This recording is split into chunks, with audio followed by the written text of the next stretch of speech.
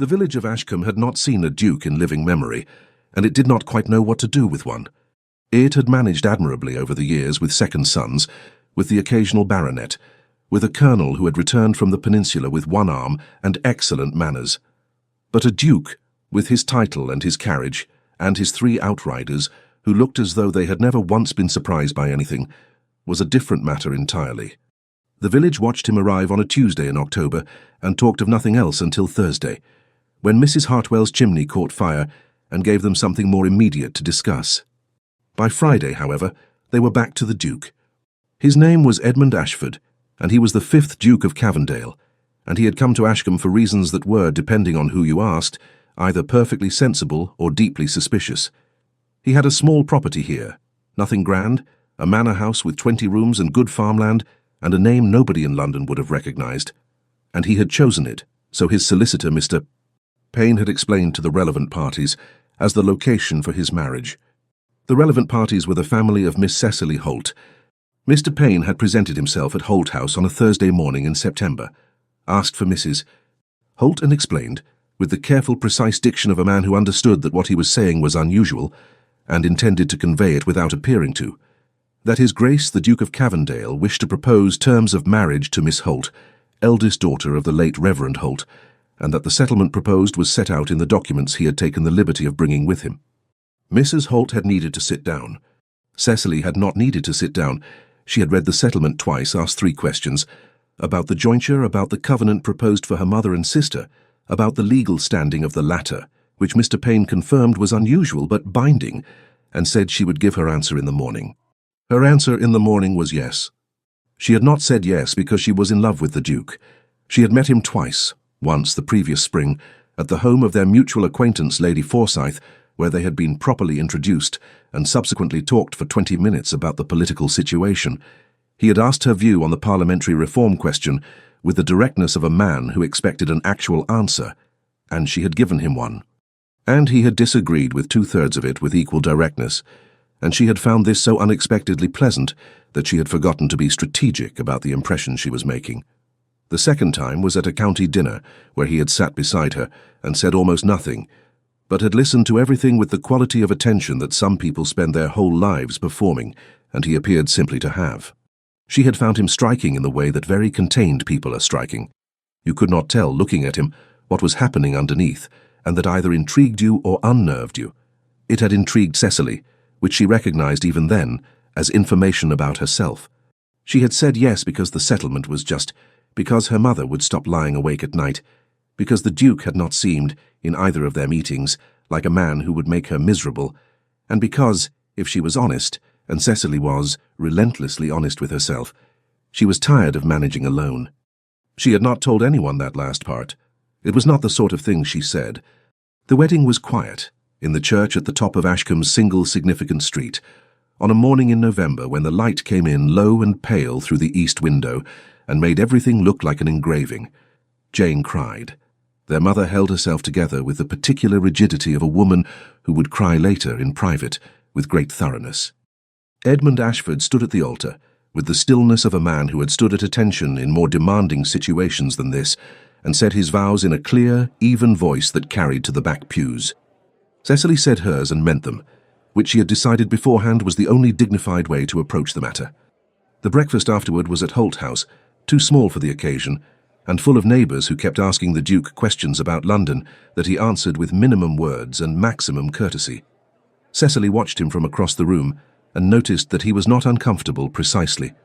He simply existed at a slight remove from everything, as though there were a pane of glass between him and the proceedings that he had installed himself and was not yet sure how to remove. She was standing at the bookcase, not reading, only standing the way she always did when she needed somewhere to be, when he crossed the room to her. She had a volume of Hannah More's Cœlebs in Search of a Wife in her hand, which she had picked up without thinking, and which she now felt the slight absurdity of holding on her wedding day. "I believe I have read that," he said without preamble. "It is not very good," she said. "No." He looked at it briefly. "More is better when she is arguing than when she is instructing." "That is true of most people," Cecily said. He almost smiled. She catalogued this immediately, because it seemed like the kind of thing worth cataloguing, a slight compression at one corner of his mouth, gone before it fully arrived. They found a corner of the room that was not occupied by neighbours or her mother's hospitality, and he spoke with the same directness he had applied to the parliamentary question at Lady Forsyth's. No preamble, no softening. The marriage was, he said, a practical arrangement. He needed a wife who was not ornamental, who could manage an estate, who would not require him to perform emotions he did not have time for. He had obligations that were significant and constant, and would frequently take precedence. He would not pretend otherwise. Cecily let him finish. She had the discipline, trained by years of reading arguments she disagreed with, to let a thing be fully said before responding to it. And in return, she asked, "The settlement, security for your family, the covenant is binding, I want you to be certain of that. Access to the Cavendale library, which is considerable." A brief pause. "And I will not interfere with your thinking." "You say that as though it is a concession," she said. "Some men would consider it one." "Then I am glad I am not marrying some men." He nodded once, the manner of a man who has reached a conclusion.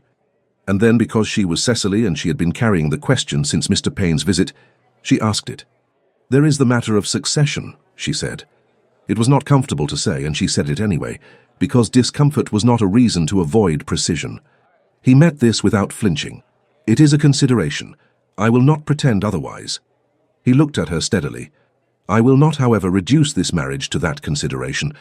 What happens between us will be, I hope, a matter of time and mutual accord, not obligation." It was more honestly said than she had expected. She filed it accordingly. "You could have married someone with connections," she said. "Someone useful to your position." "Yes." "Why didn't you?" He was quiet long enough that she thought he might not answer.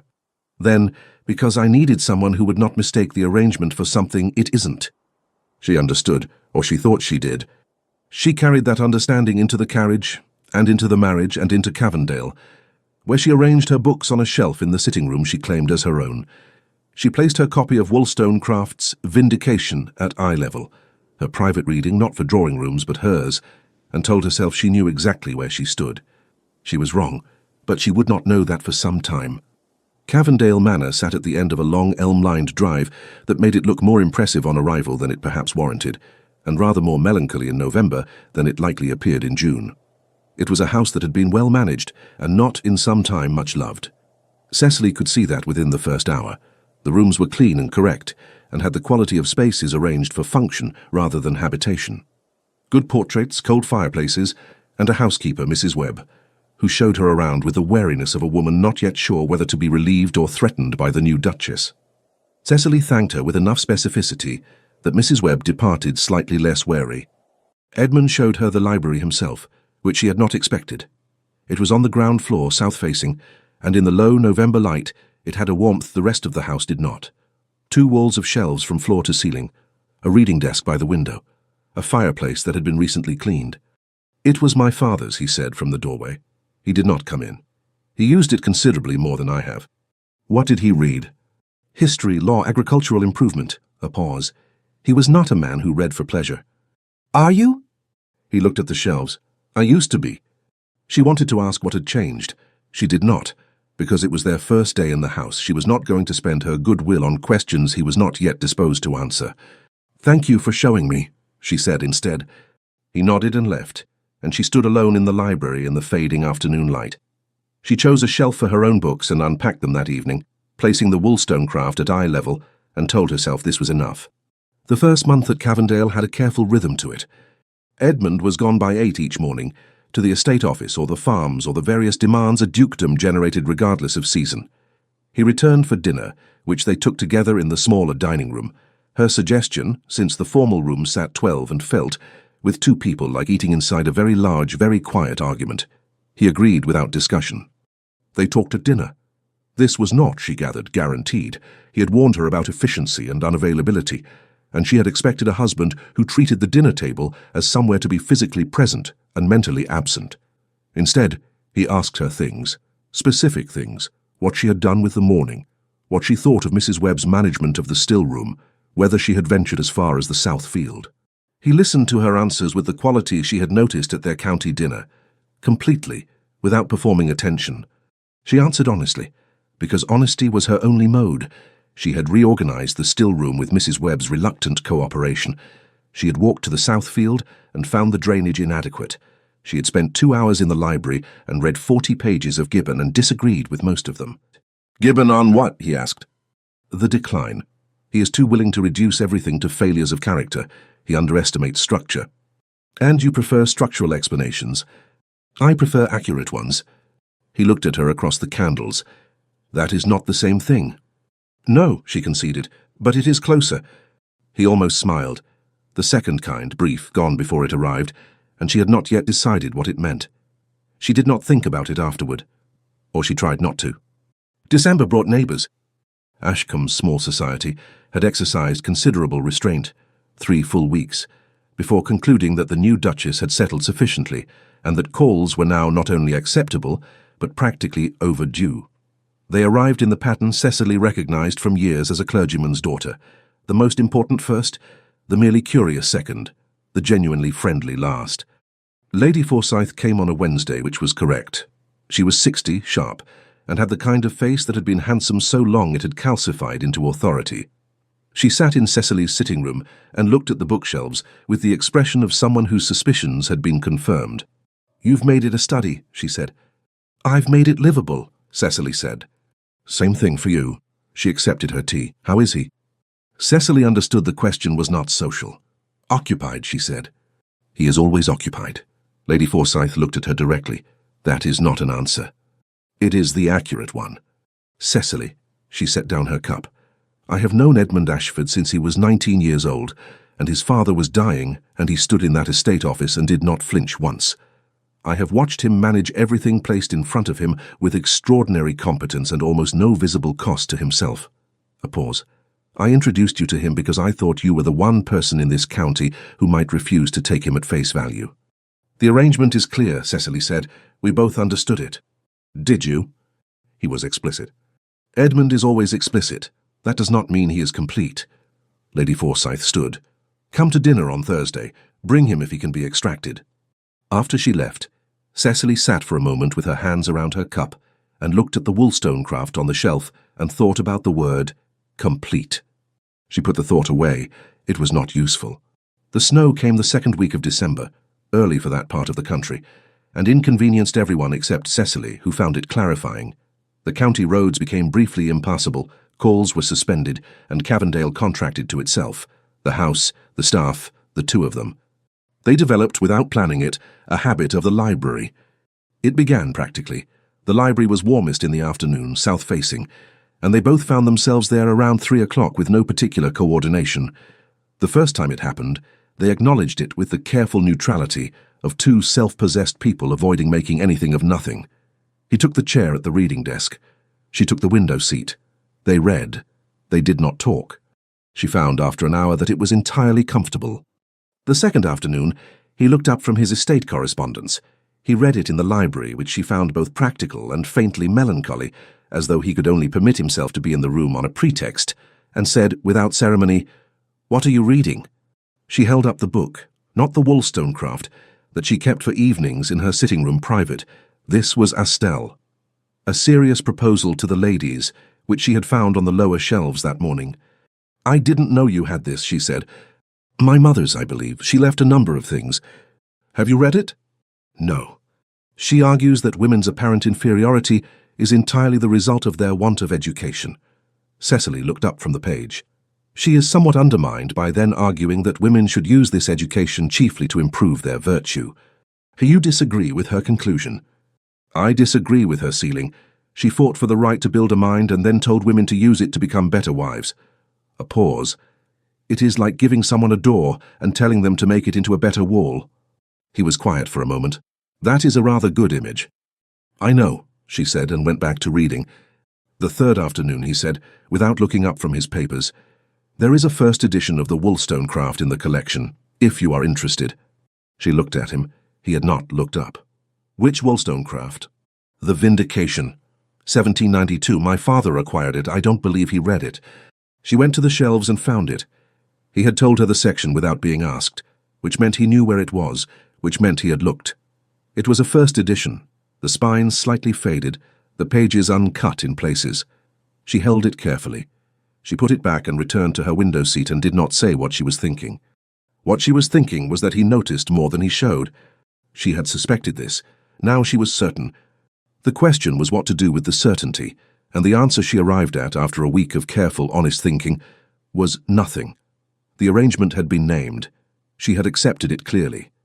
Noticing that he was more than he presented was not an argument against the arrangement.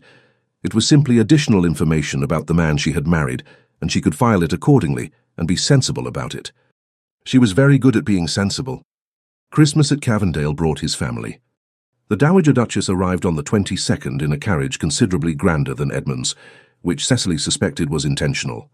She was 63, lean, elegant, and had the quality of a woman who had spent 40 years ensuring rooms arranged themselves around her without visible effort. She looked at Cecily the way one looks at a piece of furniture one did not choose and is not yet sure about. "You are smaller than I expected," the Dowager said. "You are more direct than I expected," Cecily said pleasantly. A pause. The Dowager's mouth curved very slightly. "Edmund said you were like this." "Did he?" "He said you were, I believe the word was precise." She looked around the entrance hall, which Cecily had arranged with fresh greens and new lamps because the original arrangement had been dark and she had found it oppressive. "You have changed things." "Some things, not structural." "No, just the things that matter." The Dowager handed her pelisse to a footman. "I suppose that is sensible." Edmund's younger brother arrived the following day, Lord Charles Ashford, 24, with their mother's angular face and none of her containment. He shook Cecily's hand too enthusiastically and talked for 45 minutes about a horse he had recently purchased, and then looked mortified and said he had been told he talked too much about horses.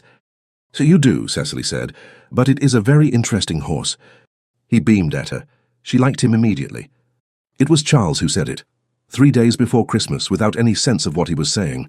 They were in the drawing-room after dinner. Edmund at the window with a glass of port, the Dowager doing embroidery, Cecily with a book she was not reading, Charles sprawled in an armchair with the physical ease of someone who had never been required to perform correct posture. "It's better, isn't it?" Charles said to the room in general. "Having someone here, the house was," he made a gesture, "rather a lot of silence before." "It was quiet," Edmund said from the window. "That is a kind word for it." Charles looked at Cecily. "He was here alone for nearly 3 years after, well..." He caught something in the air. Edmund had not moved, had not made a sound, but something had shifted and adjusted course. "At any rate, it is better now." Cecily looked at her book. She could feel Edmund looking at her, and she did not look up. The Dowager had returned to her embroidery with the deliberateness of a woman choosing not to add to something. Charles wore the expression of a man who had put his foot somewhere he hadn't seen until it was too late. "After what?" She did not ask. That night in her room, she sat at the small desk by the window and turned after, well over in her mind like a coin she couldn't identify. She had believed she had taken the marriage with clear eyes. She was beginning to understand that clear eyes are only useful if you have been shown the whole picture. She had not been shown the whole picture. Whether she was owed it was a question she went to sleep without resolving, which was unusual for her, and woke with still unanswered, which was more unusual still. January settled over Ashcombe like a sentence. The Dowager departed on the 3rd, having surveyed Cavendale with the thoroughness of a general conducting reconnaissance, and took her leave of Cecily with a look that was not warm exactly, but was reconsidered, as though she had arrived with one assessment and was departing with something less certain. "You will write to me," the Dowager said, not a question. "If you would like," Cecily said. "I would like to know the house is in good hands. I believe it is." A pause. "Edmund does not talk about things, you may have noticed." "I have." "It is not," the Dowager said carefully, "because there is nothing to say." She got into her carriage before Cecily could respond. Charles left the same morning, wringing Cecily's hand and telling her she ought to come to London for the season, that he would personally introduce her to everyone worth knowing, and quite a few who weren't. "I look forward to it," she said, and meant at least the first part. And then it was the two of them again, and the house and the January light, not paler than November but thinner, as though the sky had less to offer and knew it. The library continued. They did not discuss continuing it. It simply persisted the way habits do when no one objects to them. She had begun without quite deciding to talk more, not about herself. She was not by nature a person who offered her interior life as conversation, but about what she was reading. She had found that he responded to ideas the way other men responded to anecdote, with genuine engagement, pushback when he disagreed, the occasional question that required her to think harder than she had been. He had read more than she expected. He had opinions he kept compressed until invited, then expressed with a brevity that occasionally landed with more force than elaboration would have managed. They disagreed about Gibbon twice more, about Locke once at some length, about whether the Enclosure Acts were economically inevitable or a moral failure dressed as economic necessity. The longest argument they'd had, conducted over 2 afternoons in the library, ending without resolution because, Cecily said, neither of them could finish without more data. "You treat every disagreement as resolvable," he said. "Aren't they?" "No." He looked at her steadily. "Some are simply disagreements, 2 positions, both defensible, irreconcilable. Then what do you do with them?" "Hold them," he said, "and keep talking to the person who holds the other one." She looked at him. He had returned to his papers with the manner of a man who had said something ordinary. She picked up her book.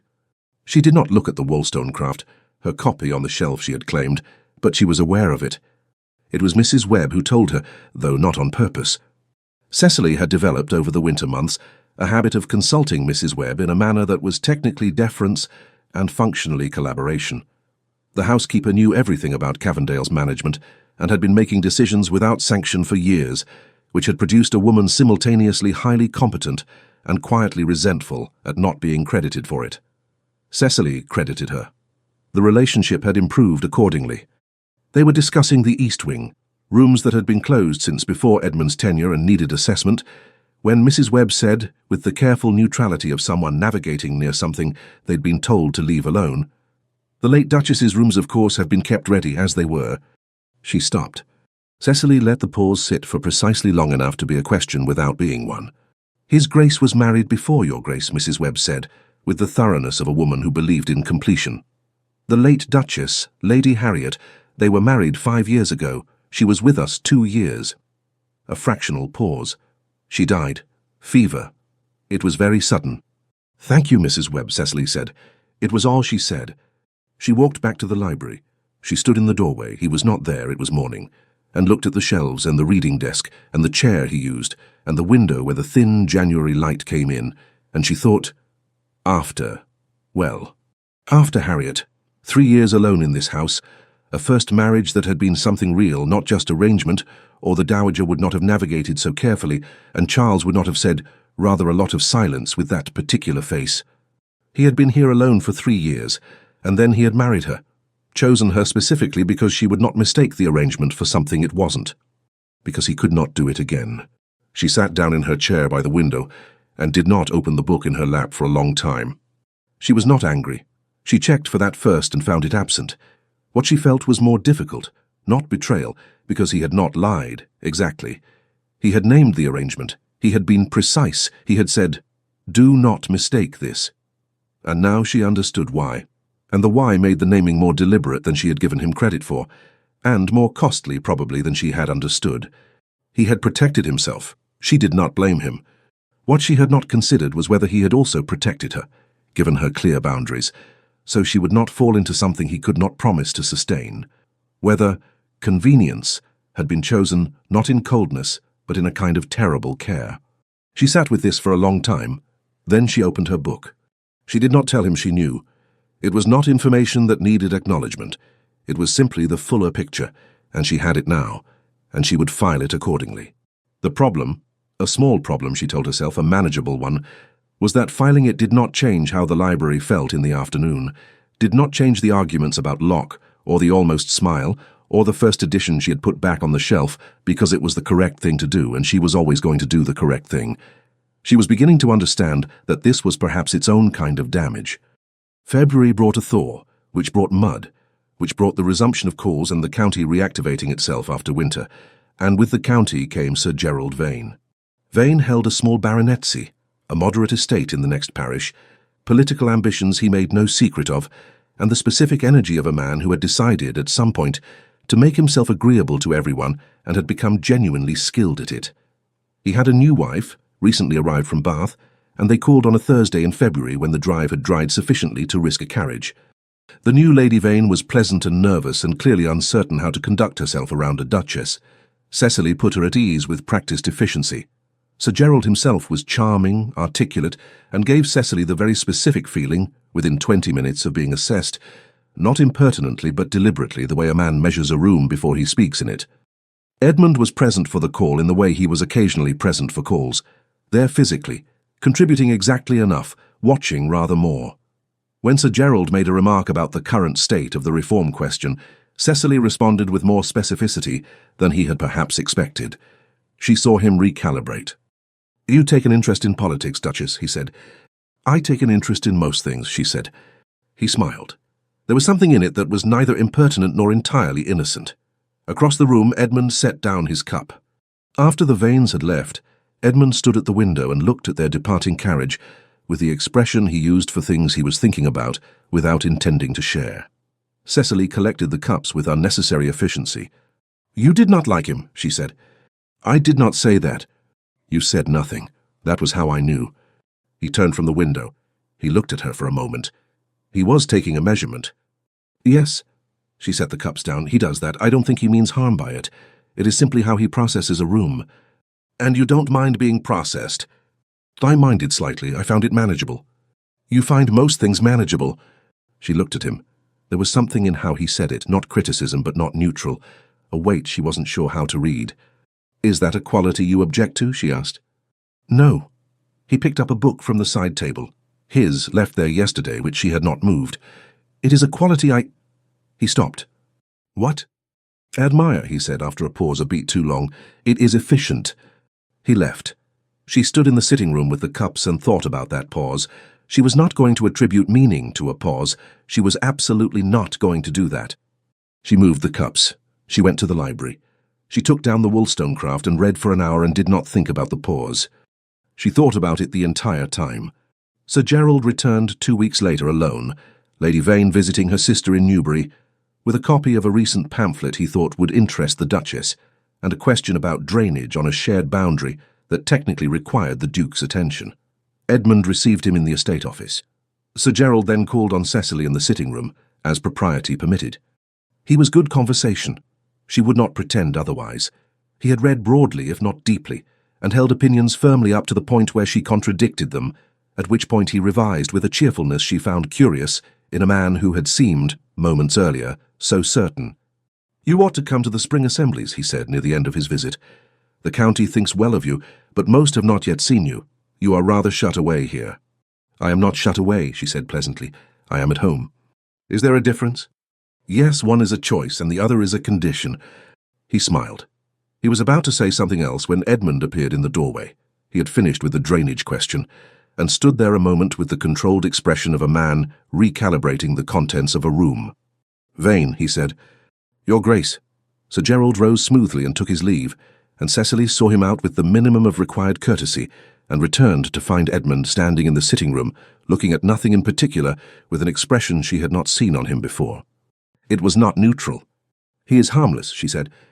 "I know that." "Then what?" "He was here 40 minutes, Edmund said. A call is 20. She looked at him steadily. "He is good conversation." "Yes." He picked up the pamphlet Sir Gerald had left and looked at it without reading it. "He is." "Edmund." He looked at her. "If you have something to say," she said carefully, "you can say it." A long moment. She watched him decide. "No," he said finally, "I don't." He set the pamphlet down and left. She stood in the sitting room in the afternoon light and felt the shape of what had not been said move through the air between them. She had told herself she was sensible. She had filed things. She had been, in every sense she could measure, precisely what he had asked for. Capable, undemanding, present without requiring anything in return. And she was beginning to understand, with the slow precision of a woman who understood things eventually and thoroughly, that she was not as detached as she had told herself to be.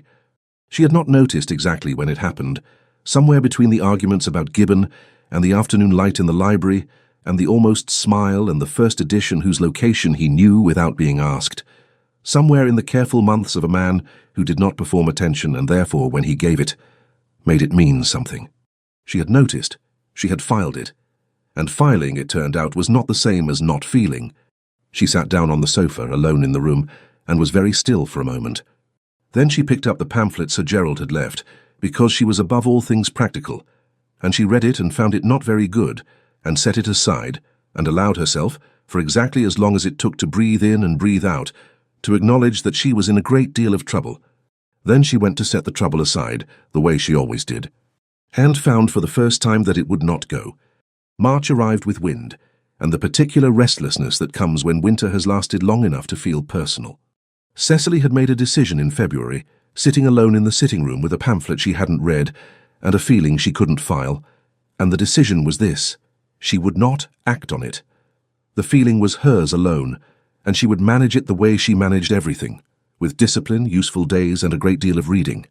She threw herself into the estate with a thoroughness that surprised even Mrs. Webb. She reorganized the household accounts, found 2 places where the steward had been approximate in his arithmetic, and corrected them without drama. She called on the tenants, not required of her, and Edmund had said carefully she need not, and went anyway because it was right, and because motion helped. She visited old Mrs. Carrow at the north end of the lane, who was 91 and largely blind, and had opinions about the previous 4 Dukes of Cavendale that she delivered without mercy. She walked every boundary of the home farm in boots unsuited to it, and came home with a thorough understanding of where the fencing needed work. Edmund watched all of this. She knew because she had learned to feel his attention, not its presence exactly, but its quality, which was different from other people's. Other people looked at her and saw what she was doing. He looked at her and seemed to be thinking about why. She did not ask what he concluded. It was Lady Forsyth who named it, because Lady Forsyth was 60 and had no patience for watching sensible people be idiots. She came on a Tuesday in the first week of March, sat in Cecily's sitting room, drank half a cup of tea and said, "You are working yourself into furniture." Cecily looked up from the household ledger. "I am managing the estate." "You are burying yourself in it." Lady Forsyth looked at the ledger. "How are your evenings with Edmund?" "Adequate." "Adequate," Lady Forsyth repeated. "I see." She set her cup down. "What has happened?" "Nothing has happened." "Cecily, I have known you since you were 14 and argued with your father's curate about the epistles. Something has happened." Outside, the March wind moved through the elms. "I understood the arrangement," Cecily said finally. "I believed I understood it completely." "And now?" "Now I understand it more completely." She looked at her hands. "That is all." Lady Forsyth studied her with the look of someone who knows more than they are saying and is deciding how much is useful. "He is not," she said eventually, "as concluded as he appears." "I know that." "Do you know why he appears so?" "Mrs. Webb told me about Harriet." "Ah," a pause. "Then you know the shape of it, not the texture." She stood. She had said what she came to say. "He chose you, Cecily. Edmund Ashford does not make accidental choices. He is constitutionally incapable of it." At the door, she turned back. "Ask yourself what a careful man chooses when he is done being careful." She left. Cecily sat for a long time with the ledger open and unread, and thought about careful men and the choices they make when they have been very alone for a long time and do not yet know how to stop. The argument happened on a Thursday. It was not, by any objective measure, a large argument. In a different marriage, it would not have been an argument at all. It concerned the Spring Assembly, a county affair organised by the local gentry committee, held at the assembly rooms in the next village, for which an invitation had arrived at Cavendale through proper channels. Cecily had accepted on their behalf, because accepting was correct, and she had not thought Edmund would object. He did not precisely object. What he did was go quiet in the specific way she recognized as objection compressed into manners. "You do not want to go," she said. "I did not say that." "You went quiet." "I am often quiet." "Not like that." She looked at him across the dinner table. "If you don't wish to go, say so, and I will decline for us both." "It is not a question of wishing." He set down his fork. "Vane will be there." "Sir Gerald will be there," she said calmly, "along with most of the county. He is a prominent figure on the committee. That is not a reason to decline." "I am not suggesting it is a reason." "Then what are you suggesting?" He looked at her. The candlelight made his face less readable than usual, which was already not very readable. "Nothing," he said. "Forgive me. We will go." She looked at him across the table and felt something harden in her chest. Not anger, but a sadness that was clean and precise. He had been about to say something. She had felt the shape of it moving toward them, and then he had retreated into manners, and she did not know how to go in after him. She had never known how to go in after people. It was, she understood now, exactly his problem too. This was perhaps the most complete disaster available to 2 human beings. both the sort of person who waited for a door to open and neither knowing how to open it. "As you like," she said. They finished dinner in a quiet that was not comfortable. The assembly was on a Friday. 4 county families, a string quartet of variable quality, and the usual social machinery of a county gathering that had been starved of novelty all winter. The rooms were well lit, and the supper adequate, and Cecily wore the dark blue silk she knew was her best colour, which she had not put on without awareness of it. Edmund handed her out of the carriage and offered his arm, and she took it, and they went in together as they always did things, correctly, with the appearance of ease, and a silence between them that other people probably read as composure. Sir Gerald greeted them near the door with his customary energy, bowed correctly to Edmund, and expressed his pleasure at the Duchess condescending to attend with the precise degree of deference a baronet owes a duchess in public. His wife was beside him, warm and genuinely pleased to see Cecily, and drew her almost immediately into conversation about a novel she had been reading, which Cecily was grateful for. She danced twice, once with young Mr. Fairclough, who was 17 and terrified, and once with old Mr. Pettigrew, who was 70 and not terrified, but whose dancing was an act of hope over physical reality. Edmund did not dance. This was, she gathered, established county knowledge. He stood near the windows with the stillness of a man entirely comfortable with his own watchfulness. She could feel him across the room. She had stopped pretending she couldn't. Sir Gerald found her between dances and brought her a glass of lemonade with the ease of a man who had calculated that the gesture was within the limits of acceptable attention. "You are good for the county, Duchess," he said. "They needed someone to look up to who would also argue with them." "I don't argue with everyone," she said. "You told me in February that the drainage question had a correct answer, and I had simply not found it. I have been thinking about it since. The drainage question had a correct answer." He smiled. He lowered his voice a fraction, not conspiratorially, but with the register of a man shifting from public to semi-private. "His Grace watches you rather constantly. I wonder if he knows he does it." She kept her expression pleasant. "He watches everything. It is how he manages rooms." Sir Gerald looked at her with the assessing quality she had noticed in February, and said nothing further, which was, she thought, the most interesting thing he had done all evening. She moved away and stood beside Mrs. Pettigrew, and discussed the comparative merits of various preserves with sincere attention for 7 full minutes, which was as long as it took her heart to settle. In the carriage home the night was clear and cold, and Edmund sat across from her and looked out of the window. "Did you enjoy the evening?" she asked. "Tolerably," he glanced at her. "You?" "Tolerably," she said. The carriage moved through the dark. The sound of the horses was even and steady, and she thought about careful men and what they choose, and about Lady Forsyth's question, which she had not yet answered to her own satisfaction. "Edmund," she said. "Yes." She had not planned what came next. She was a planner, a filer, a person who arrived at conversations prepared. She had not prepared this one. "I know about Harriet," she said. The carriage was very quiet. "Mrs. Webb," she said, "in January she didn't intend to say it." He was still in the way that was different from his usual stillness. The stillness of someone who has been moving toward a thing for a long time, and has now arrived, and does not yet know whether to step forward or back. "I see," he said. "I am not asking for anything," she said, too quickly, and she knew it. "I simply thought you should know that I know, so that there is no— I wanted you to know." "What do you know?" he said quietly. "That she was here, that she died, that you were alone for 3 years afterward." She looked at her hands in her lap. "That when you described the arrangement, you were describing protection. For yourself. I understood it." "Did you?" "Yes." Silence. The carriage slowed for a bend in the road. "You were reading Hannah More," he said. "The first time we spoke properly at Forsyth House. You had picked it up from the side table and were holding it without reading it, because Lady Forsyth had been talking for 20 minutes, and you were being too polite to redirect her." She stared at him. "You remember that?" "I remember all of it." He looked at her steadily across the dark carriage. "The parliamentary question, the way you listened before you answered, the fact that you disagreed with 2/3 of what I said and were not in the least concerned about it. That is not— You remember what book I was holding." "I notice things," he said. "I have noticed most things about you since Forsyth House." He turned back to the window. "It has been inconvenient." She sat with this. "Edmund." He looked at her. "The arrangement," she said. "You said it was less than— You stopped. Less than what?" He looked at her across the dark carriage. "Less than what?" she said again, and her voice was very steady. The carriage pulled up at Cavendale before he answered. She did not go to the library the next morning.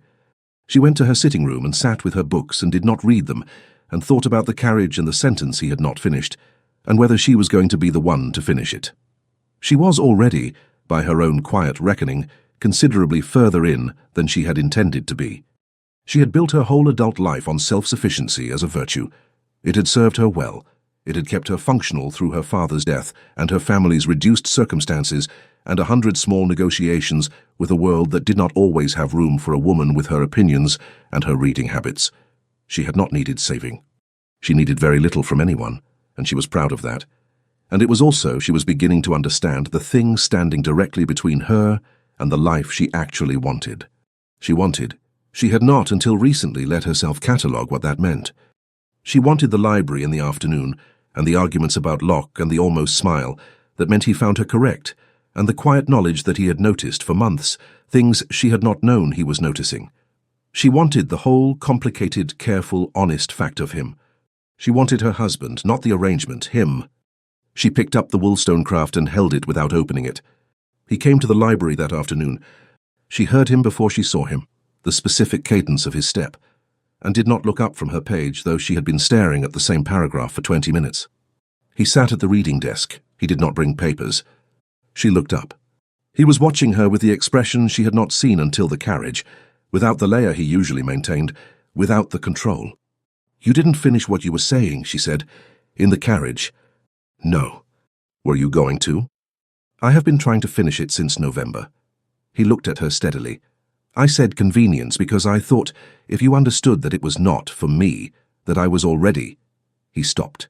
"I thought it would be a cruelty to tell you that you had walked into something I had not warned you about." "You were protecting me," she said. "I was attempting to. From your own feelings." "Yes." She sat with this. Her heart was doing something extremely inconvenient. She was going to have to say it. He had moved as far as he knew how to move, and the remaining distance was hers to close. And she could either do it or she could file this moment in the category of things she had managed alone. And she knew, sitting in the library with the afternoon light and the book in her lap, and 5 months of careful, honest accumulation behind her, that she was not going to file it. She was tired of filing it.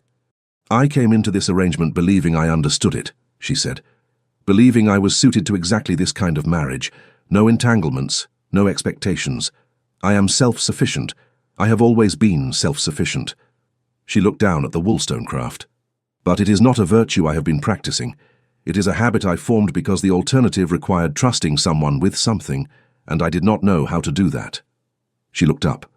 "And neither, it appears, did you." He said nothing. She held his gaze. "I have been falling in love with you," she said, "since approximately the argument about Gibbon. I have been filing it under manageable for 3 months. It is not manageable." She set the book on the side table. "That is what I have to say." He stood from the reading desk. She watched him cross the library toward her. Not quickly, not with the stumbling motion she had always considered overwrought in novels, but with the absolute focused intention of a man who has made a decision and is not reconsidering it. He stopped in front of her chair. "You said in the carriage," she said, her voice completely steady, which surprised her, "that you had noticed things about me since Forsyth House. What did you mean? Less than what you wanted to offer." "Less than the truth," he said. "The arrangement was the only framework I could construct that did not require me to say, I am already in some difficulty with regard to you, and I do not know yet whether I am capable of what that means, because the last time He stopped, began again. "With Harriet I was not sufficient. I could not give her what she needed, and I could not change what the title required, and she was unhappy in ways I could not correct. When she died, I had not been enough. For a long time I believed the answer was to ask less of myself, to need less, to arrange it so that no one could be failed because no one was relying on anything." "You failed yourself," she said, not unkindly. "Yes," he looked at her. "I know that now. I have known it since approximately—" "The argument about Gibbon?" she said. "Before that," he said, "the morning after we arrived. You chose a shelf for your books and ordered them by argument rather than author, and I watched you from the doorway and thought I had made either a very good decision or a catastrophic one. The Gibbon argument merely confirmed it." She looked up at him. "I have watched you walk the home farm in the wrong boots," he said. "I have watched you correct the steward's arithmetic without humiliating him. I have watched you make Mrs. Webb feel credited.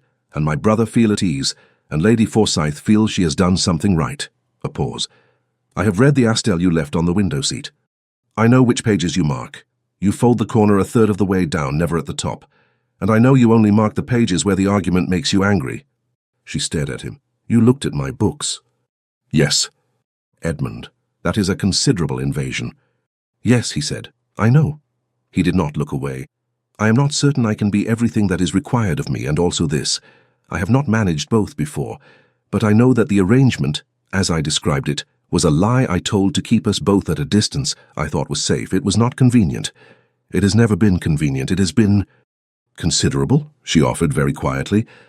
Yes. He almost smiled, the second kind, brief, entirely unguarded. Considerable. He offered her his hand. She looked at it. This was him asking, not reaching, not assuming. Asking. She took it. He drew her to her feet slowly, and they stood close together in the library in the afternoon light, and she looked at him and thought about 5 months of almost smiles and arguments and the specific quality of being known by someone who notices the way you order your books, and she thought about doors and walls and the difference between the two. Edmund, she said. Yes, he said, not an answer to a question she'd asked, but somehow exactly right. He kissed her with the same quality that marked everything he did. Careful at first, and then, once committed, complete. She kissed him back with more thoroughness than she had applied to most things in her life, and felt, for the first time in 5 months, entirely uninterested in being sensible. The light moved across the floor between them. Neither of them noticed. April came with mud and primroses, and the county resuming its full social operations, and the Duke and Duchess of Cavendale attending the Forsyth dinner, looking, in Lady Forsyth's private assessment, like two people who had recently stopped being idiots. She said this to no one. She had, however, an expression of deep personal satisfaction that lasted the entirety of the meal and well into the carriage ride home. The dinner was 12 covers, good wine and the kind of conversation that Cecily had once moved through as a clergyman's daughter, and now moved through as a duchess. The same conversation, with a different amount of room to breathe. She sat at Lady Forsyth's right and talked about the reform pamphlets circulating through the county, and ate good food, and felt the specific, unprecedented luxury of being exactly where she intended to be. Edmund was at the other end of the table. She could manage this now because she had learned, was still learning, that wanting someone in the room was not the same as requiring them. Self-sufficiency, it turned out, was a virtue after all. It had only been misdirected. She looked at him across the candles. He was speaking to old Mr. Pettigrew about the shared boundary drainage question that Sir Gerald had raised in February and that apparently required continued negotiation. He looked up briefly, and she held his gaze for a moment and looked away. The almost smile happened. She felt it from 14 feet. You are rather different, Lady Forsyth said quietly beside her. I am the same, Cecily said. You are the same, but you have stopped managing it. She topped up Cecily's wine without asking. It is an improvement. She told him about Astel that evening. They were in the library. Of course they were. It had become the true centre of the house in a way she suspected it had always been waiting to be, had only needed people who used it as people rather than as a duke managing his inheritance alone. She was in the window seat. He was in the other chair, the one closer to hers, which had happened gradually and without discussion. She liked that it had happened that way. The door and the wall, she said. I have been thinking about it differently. How so? I thought I was using my mind as a door, Astel's argument, the education given and then redirected into a wall, but I was making my own wall. She looked at the Wollstonecraft on the shelf. Self-sufficiency as barricade. I had confused needing with weakness. They are not the same, he said. No, you did it too, she pointed out. The arrangement. Yes. He was quiet a moment. I thought protecting you from expectation was the generous thing. I had watched Harriet learn what the title required and find she could not sustain it. And I could not change the title, and I thought, if I asked nothing, no one could be failed for not providing it. You failed yourself, she said again, not unkindly. You are going to be relentlessly accurate about this for the foreseeable future. Yes, she said. You should know that going in. I am in, he said. I've been in since October. I simply required time to admit it. She looked at him. You told me in the carriage you were decided at Forsyth House. I was decided, he said. Being decided and admitting it are not the same thing. You above all people should understand that. She opened her mouth. She closed it. That is, she said, an extremely accurate point, and I resent it. I know.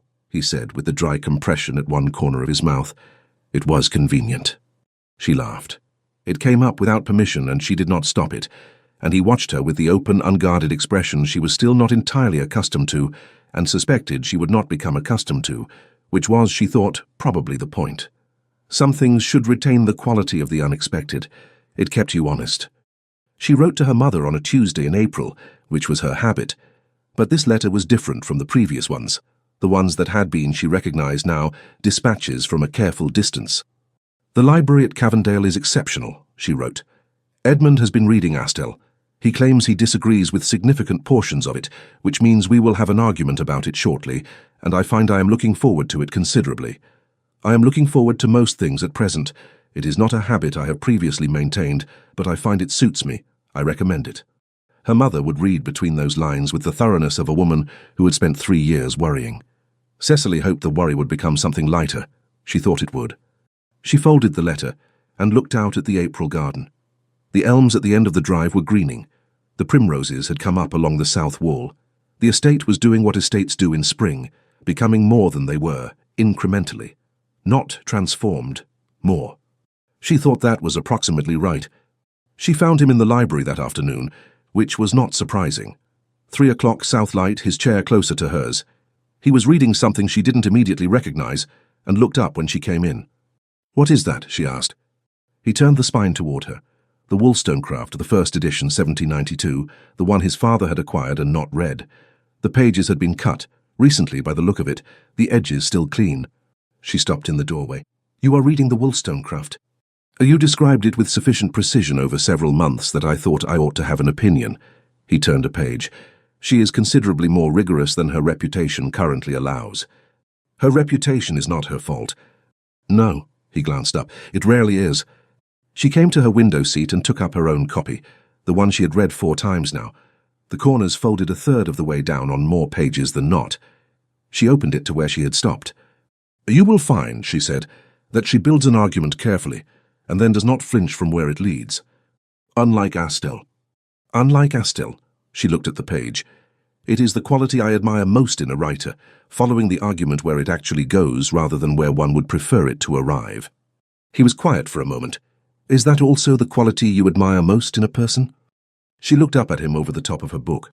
"Yes," she said, "it is." He held her gaze for a moment with the direct, unguarded expression she was still learning to receive without looking away from. Then he returned to the first edition, and she returned to her own copy, and the library held them both in the afternoon light. The south window, the shelves, the 2 chairs closer together than the reading desk had ever been. She turned to a page she had read 4 times, and found it said something new. That was the thing about certain books she had always known. They said something different depending on what you brought to them. She had brought something different now. Edmund turned a page. Outside, the April wind moved through the greening elms. The primroses were coming up along the south wall. Neither of them was alone. She kept reading. Don't forget to like and subscribe, or at least leave a comment if you enjoyed the story.